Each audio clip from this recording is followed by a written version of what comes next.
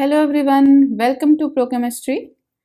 तो आज हम क्वेश्चंस डिस्कस करेंगे स्ट्रक्चर ऑफ एटम पर, जिसमें हमारे इंक्लूडेड होंगे DSSB के previous year questions plus model questions. ठीक है, तो हमारा फर्स्ट क्वेश्चन है जो कि DSSB का ही प्रीवियस ईयर क्वेश्चन है। क्वेश्चन क्या है? The radius of first Bohr orbit of hydrogen atom is. ठीक है, तो सबसे पहले आपको जो बोहर ने रेडियस का फॉर्मूला दिया था वो पता होना चाहिए। रेडियस का आपका फॉर्मूला क्या है? R is equal to 0.529 n square by Z angstrom. ठीक है, ये आपकी वैल्यू किसमें है? ऑंगस्ट्रोम में। ठीक है, n यहाँ पर है ऑर्बिट। ठीक है, तो यहाँ पे बोहर ने बोला है कि फर्स्ट ऑर्बिट है तो n हो गया 1, और Z आपका क्या है? एटम का एटॉमिक नंबर। ठीक है, तो Z हाइड्रोजन का एटॉमिक नंबर कितना हो गया? 1। ठीक है, तो यहाँ से जो आपकी Rn की वैल्यू हो जाएगी वो क्या हो जाएगी? 0.529, और N और Z जब 1 है तो ये क्या हो जाएगी? इतना ऑंगस्ट्रोम। ठीक है, तो यहाँ से देखिए आप इसको ये भी लिख सकते हैं ना, 0.53 ऑंगस्ट्रोम, है ना, राउंड ऑफ करके 9 को। अब ये आपकी वैल्यू जो ऑंगस्ट्रोम में है आपको चाहिए सेंटीमीटर में, तो आपको बहुत अच्छे से पता होगा कि 0.53 ऑंगस्ट्रोम को हम क्या लिख सकते हैं? 10⁻⁻10 मीटर। ठीक है, कि 1 ऑंगस्ट्रोम कितना होता है? 10⁻⁻10 मीटर। ठीक है, अब मीटर को भी आपको सेंटीमीटर में चेंज करना है, तो 0.53 इंटू 10⁻⁻10, और मीटर को सेंटीमीटर में करने के लिए 100 से मल्टीप्लाई कर दीजिए, ये आपका हो गया सेंटीमीटर में। तो क्या आ गई value? 0.53 into 10⁻⁻8 centimetre. So the correct option is D. ठीक है, नेक्स्ट क्वेश्चन पे आ जाइए। क्वेश्चन है आपका, which of the following should be correct according to Hund's rule. ये क्वेश्चन भी आपका आया हुआ क्वेश्चन है DSSB में प्रीवियस ईयर। तो क्वेश्चंस आपके बहुत इजी आते हैं, आपको बस टाइम मैनेज करके चलना है कि आपको फटाफट आंसर करने हैं, क्योंकि 300 आपके क्वेश्चन आते हैं और 180 आपके पास कितनी होती है? मिनट होती है। ठीक है, तो सबसे पहले आपको पता होना चाहिए कि हुन्स रूल क्या कहता है। हुन्स रूल कहता है कि अगर आपके पास कोई ऑर्बिटल, कोई शेल है, उसमें जो ऑर्बिटल्स है सबसे पहले वो सिंगली ऑक्यूपाइड होंगी सारी की सारी, उसके बाद पेयरिंग स्टार्ट होगी, वो भी क्या होगी? अपोजिट स्पिन में। ठीक है, ये कहता है आपका हुन्स रूल। तो यहाँ पे करेक्ट ऑप्शन होगा आपका फर्स्ट। देखिए सेकंड में भी सेम स्पिन है, तो रॉन्ग हो जाएगा ये आपका ऑप्शन। इसमें यहाँ पर पेयरिंग नहीं हुई है, डायरेक्ट यहाँ पर हो गई है, तो भी ये भी रॉन्ग। यहाँ पे सिंगली जो इलेक्ट्रॉन है वो नहीं आया है, तो ये भी क्या हो गया? आपका रॉन्ग हो गया। ठीक है, तो correct option is first. Next आपका क्वेश्चन है, ये भी आपका प्रीवियस ईयर क्वेश्चन है DSSB का। ठीक है, क्वेश्चन क्या है? Poly exclusion principle can't applied for. नहीं होता किसके लिए अप्लाई? तो सबसे पहले आपको पॉली जो प्रिंसिपल है वो पता होना चाहिए। पॉली प्रिंसिपल क्या होता है कि किसी ऑर्बिटल में जो हमारे इलेक्ट्रॉन है वो क्या होने चाहिए? उनकी स्पिन क्या होनी चाहिए? अपोजिट होनी चाहिए। मतलब अगर ये आपके ऑर्बिट में 2 इलेक्ट्रॉन है तो इनकी स्पिन क्या होनी चाहिए? अपोजिट होनी चाहिए। ठीक है, orbital must have opposite spin. ठीक है, क्या बोल सकते हो? Only 2 electrons may exist in the same orbital। एक तो एक ऑर्बिटल में क्या होने चाहिए? 2 इलेक्ट्रॉन एग्जिस्ट कर सकते हैं, और वो भी क्या होने चाहिए? अपोजिट स्पिन के। क्या होने चाहिए? अपोजिट स्पिन के होने चाहिए।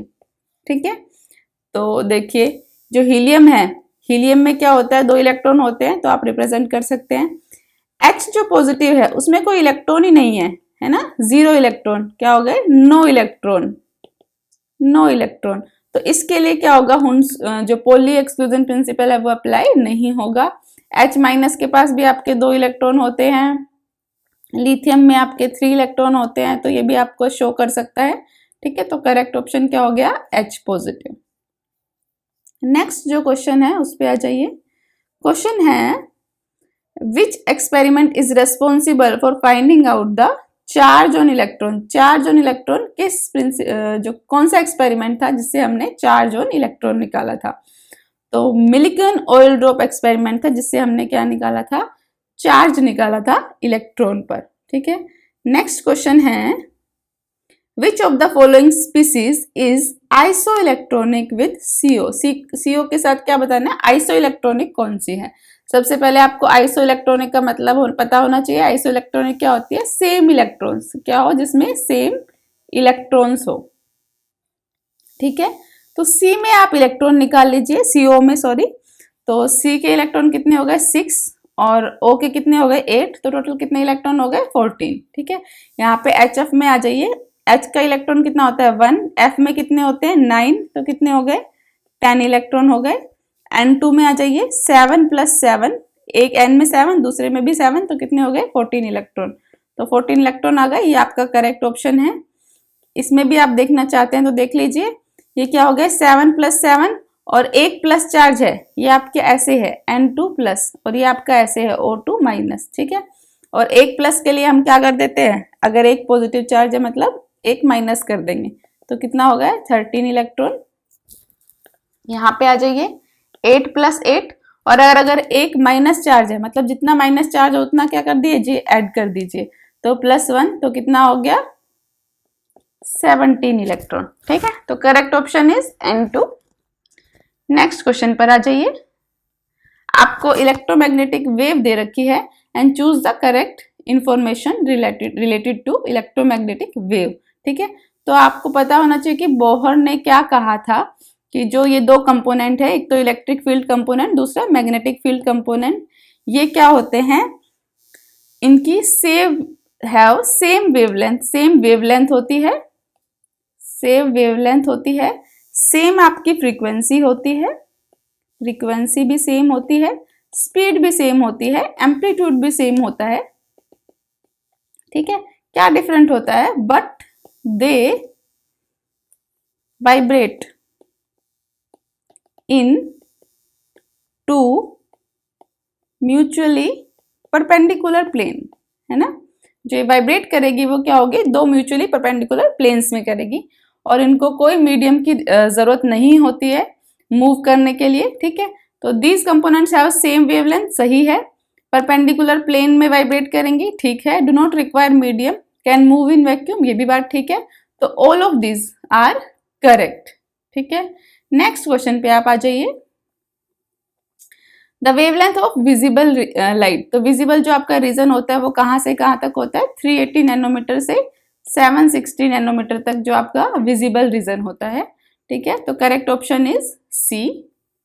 नेक्स्ट क्वेश्चन पे आ जाइए, नेक्स्ट क्वेश्चन है compare the energy of two radiation E1 with wavelength 800 and E2 with wavelength 400। ठीक है, तो आपको सबसे पहले पता होना चाहिए कि जो हमारा E का फॉर्मूला होता है वो क्या होता है, E = hν, एक तो हम लिखते हैं फ्रीक्वेंसी की टर्म्स में, H क्या है हमारा प्लैंक्स कांस्टेंट, और न्यू क्या है फ्रीक्वेंसी।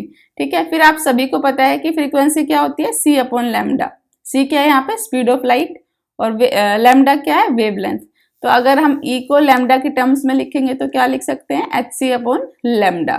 ठीक है, H क्या है Planck's constant, and C is speed of light, and lambda is wavelength. ठीक है, तो यहाँ पे आपको लैम्डा दी हुई है, तो आप E1 के लिए लिख सकते हैं hc/λ1, और E2 के लिए लिख सकते हैं hc/λ2।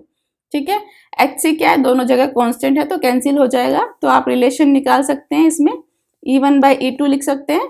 तो E1 की वैल्यू क्या है hc/λ1, और E2 की क्या है, E2 की क्या हो गई hc/λ2। ठीक है, तो यहाँ से hc और hc क्या हो जाएगा, कैंसिल हो जाएगा, λ2/λ1 आ जाएगा।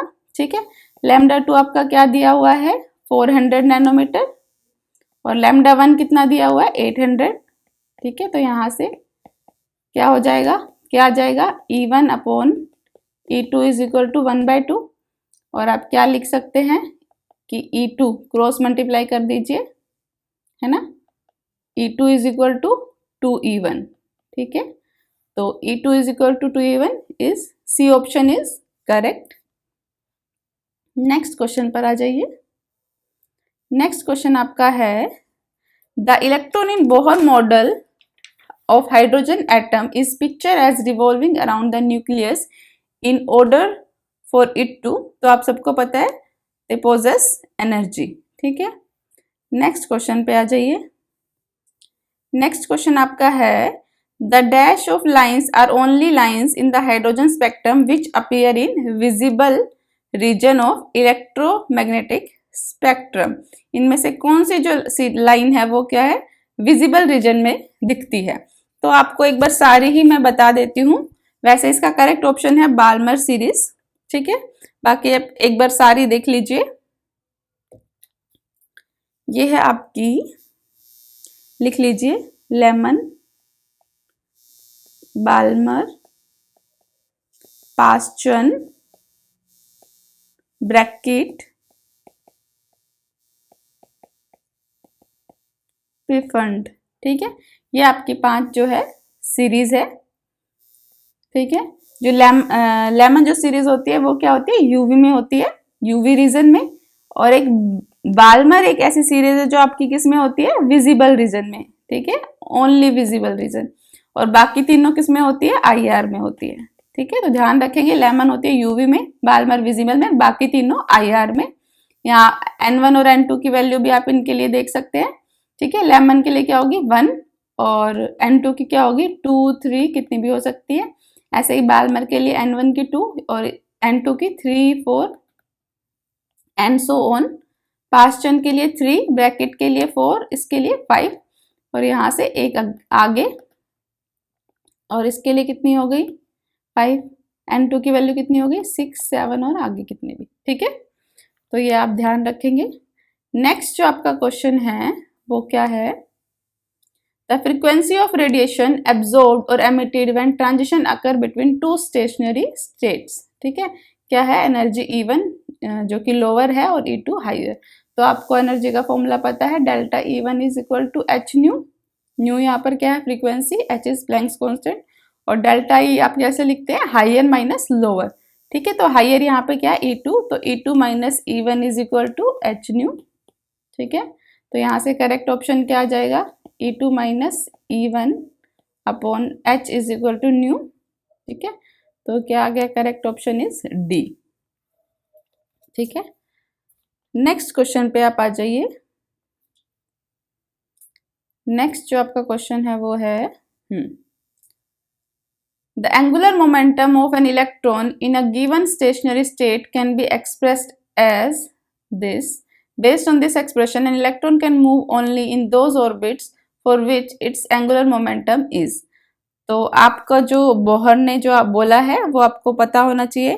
क्या बोला है बोहर ने, the electron can revolve only in those orbit whose angular momentum is integral multiple of h upon 2 pi. ठीक है, क्या बोला है, ये दिया हुआ आपका mvr is equal to nh upon 2 पाई।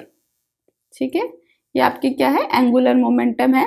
तो बोहर ने कहा है कि n की वैल्यू यहाँ से क्या होनी चाहिए 1 2 3 एंड सो ऑन। ठीक है, तो बोहर ने बोला integral multiple of h upon 2 पाई। इसको करेक्ट कर लीजिए, h अपॉन 2 पाई है। ठीक है, तो करेक्ट ऑप्शन इज बी।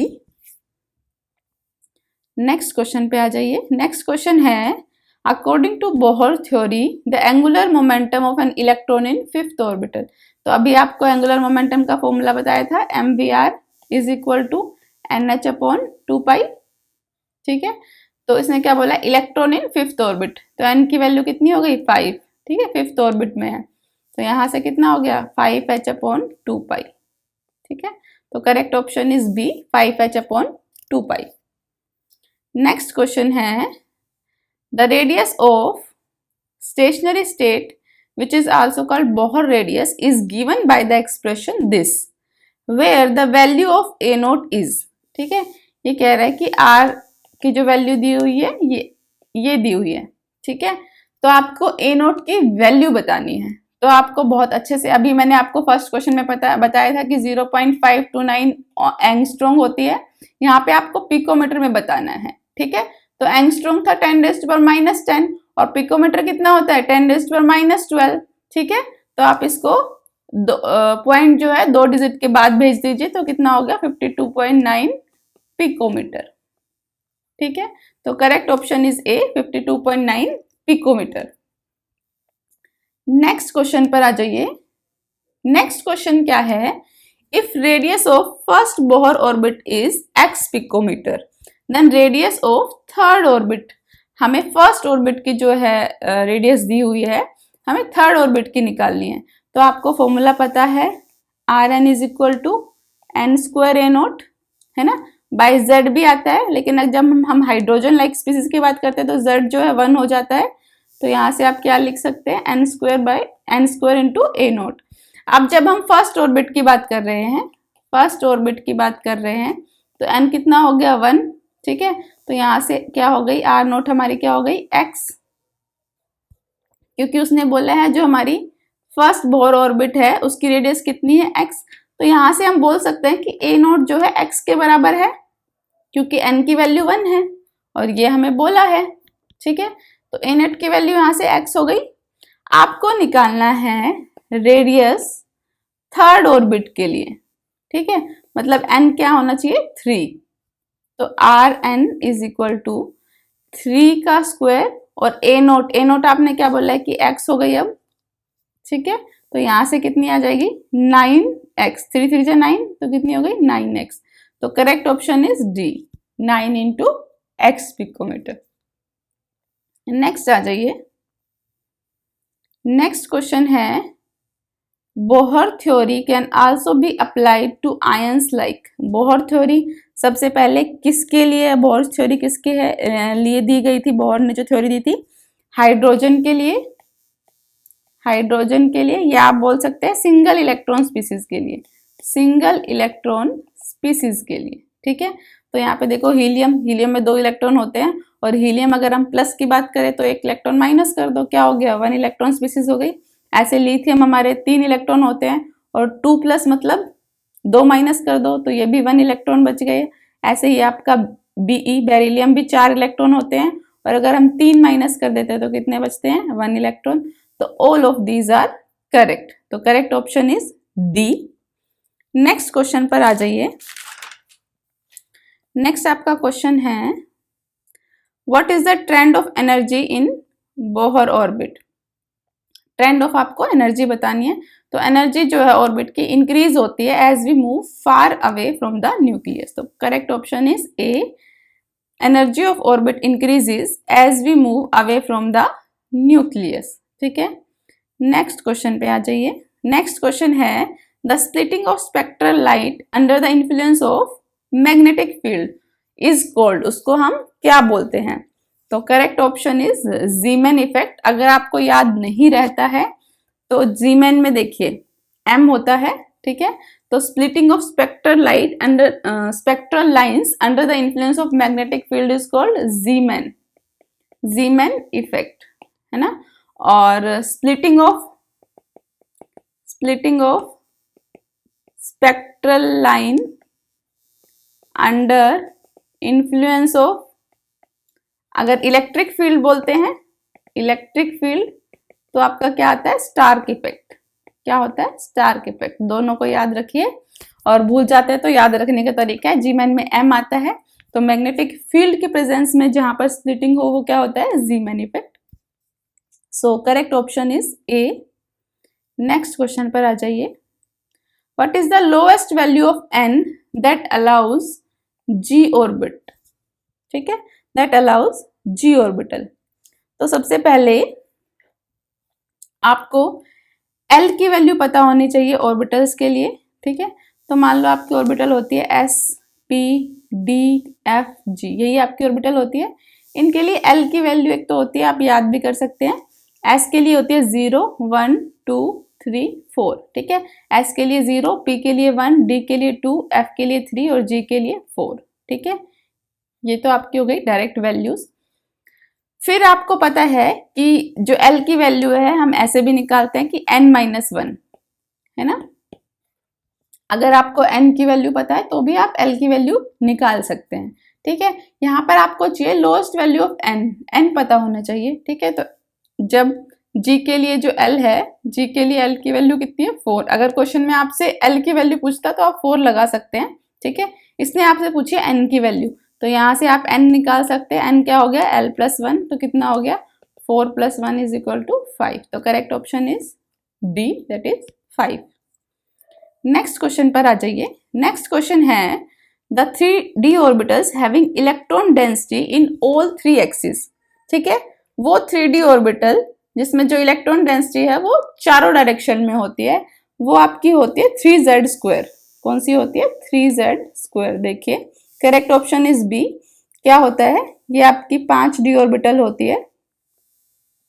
ठीक है, ये आपकी हो गई dx² y²। ठीक है, ये आपकी हो गई dz²। ठीक है, क्या हो गई? dz²।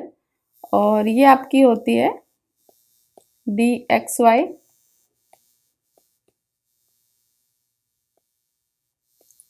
dyz और dzx।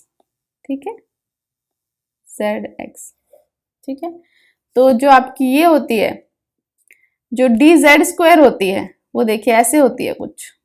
ठीक है, और ये तो आपकी होगी z एक्सिस के अलोंग, और ये आपकी इलेक्ट्रॉन डेंसिटी होती है यहाँ पर जो लोब होती है, ये सारी डायरेक्शन में, चारों डायरेक्शन में इलेक्ट्रॉन डेंसिटी होती है, ऑल डायरेक्शंस में। ठीक है, ऑल डायरेक्शन में। तो आपकी जो dz² होती है उसमें इलेक्ट्रॉन डेंसिटी चारों डायरेक्शन में होती है। ठीक है, और एक छोटी छोटी बातें इनके लिए, ये आपकी होती है एक्सियल ऑर्बिटल्स भी आपको बोल सकते हैं इनको, एक्सियल ऑर्बिटल्स ये दोनों। ठीक है, और ये तीनों आपकी होती है नॉन एक्सियल।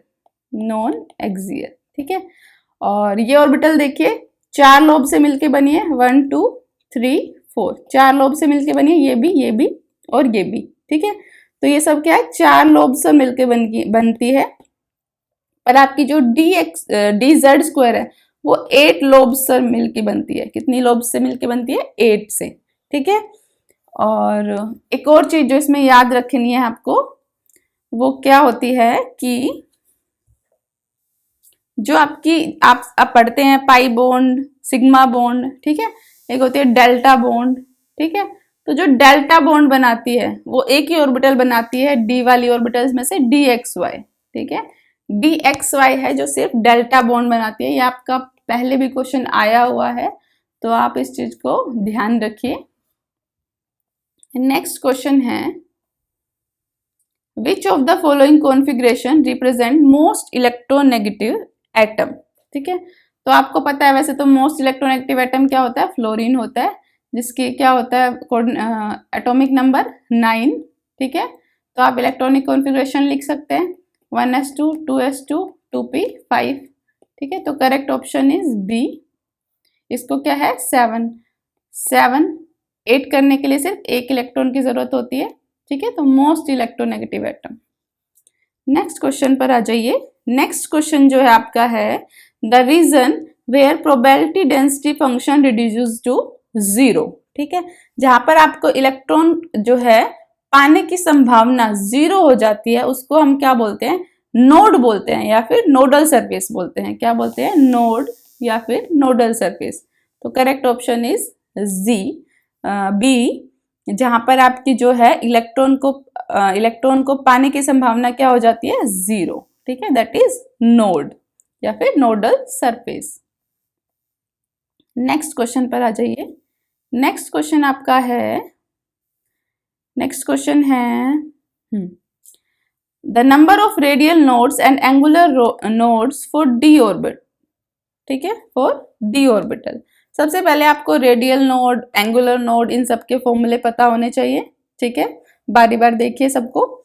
जो आपकी है रेडियल नोड, रेडियल नोड का फॉर्मूला होता है n - l - 1। ठीक है, एंगुलर नोड का फॉर्मूला होता है l, ओनली l। और टोटल नोड का फॉर्मूला क्या होता है? दोनों को ऐड कर दीजिए, radial node plus angular node. तो इन दोनों को जब आप ऐड करेंगे तो क्या बच जाएगा? l से l कैंसिल, तो क्या बच जाएगा? n - 1। ठीक है, तो आपको तीनों फॉर्मूले पता होने चाहिए। आपको क्वेश्चन में कुछ भी पूछ सकता है, वो सिर्फ रेडियल नोड भी पूछ सकता है, एंगुलर नोड भी पूछ सकता है और टोटल नोड भी पूछ सकता है। ठीक है, n और l की वैल्यू अभी मैंने आपको बताई है कि जो हमारी s है, p, d, f, g, इनके लिए L की वैल्यू क्या होती है 0, 1, 2, 3, 4 आप सभी को पता है, और N दिया है तो भी आप L निकाल सकते हैं। तो यहाँ पर देखिए d ऑर्बिटल की बात कर रहे हैं, तो d ऑर्बिटल के लिए L की वैल्यू कितनी है 2, L की वैल्यू क्या है 2। तो यहाँ से आप जब रेडियल नोड निकालेंगे, रेडियल नोड को मैं R से लिख रही हूँ, ठीक है, तो ये क्या हो जाएगा N माइनस L माइनस 1, यहाँ से N माइनस 2 माइनस 1, तो कितना हो गया N माइनस 3, ठीक है। एंगुलर नोड जब निकालेंगे, A से लिख रही हूँ एंगुलर नोड, तो L की वैल्यू कितनी है 2, तो कितना हो गया 2 हमारी क्या हो गई एंगुलर नोड, और टोटल नोड क्या है N माइनस 1, तो करेक्ट ऑप्शन इज D। हमारी रेडियल नोड कितनी है N माइनस 3, एंगुलर है 2 और टोटल नोड है N माइनस 1। तो ये आपका हो गया करेक्ट ऑप्शन इज D। इस जो चैप्टर है स्ट्रक्चर ऑफ एटम, इस पे और भी क्वेश्चंस जो हैं बने हुए हैं जो आपको अगली वीडियो में डिस्कस होंगे, ठीक है। तो next 20 questions in next video. अगर आपको वीडियो पसंद आई हो तो इसे लाइक शेयर एंड सब्सक्राइब करिए।